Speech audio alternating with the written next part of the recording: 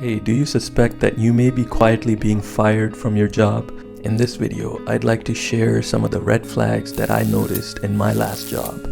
While I did learn some valuable lessons, looking back, I definitely stuck around for a lot longer than I should have. The number one sign that you're being quietly fired is that you haven't been given a promotion or a raise in a long time. Let me explain. So if you're noticing that individuals are joining your company after you have joined and are being promoted ahead of you, that's a clear sign you need to look for another job. In my case, I was super agreeable when I initially joined and was happy to just be working for this well-known company that I didn't even ask for a promotion for a long time. But then eventually I plucked up the courage to be a bit more vocal about it to my manager, and after 4 years I was given all kinds of excuses like, oh, the salary reviews are over and that the budget has been finalized and that I should come back next year and they'll give me a promotion. What made it more frustrating was noticing my colleagues that joined after me move up the corporate ladder while I was stuck at that same spot. The next year I go back to my manager for a promotion, and again I'm being given all sorts of excuses as to why they can't give me a promotion. He tries to downplay the idea of a job title and that everyone is a valued member of the company and that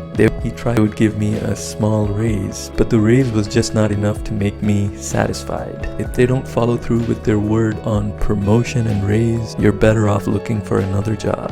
The second red flag to look out for is if your company is not accommodating you. I vividly recall this one incident where there was some miscommunication between my manager and I ended up booking my flight for the same dates as another colleague of mine for vacation, and this colleague was a lot higher in position and rank than me. When my manager found out about this, even though they knew that I had booked my flights, was to immediately disapprove my vacation. They need at least one of us to be working on the project. To some extent, I do understand because they value this other senior employee a lot more than me. It still felt like a reminder that we don't really care about you that much. Thankfully, I was able to get a refund for my flight tickets. The third red flag that I experienced looking back was being micromanaged all of a sudden. Being micromanaged is often a sign that your boss does not trust you with the tasks they have assigned. This micromanagement was such that I could not even socialize with other members of my team because my boss was constantly lurking in the shadows, keeping an eye on me. Working in engineering consulting,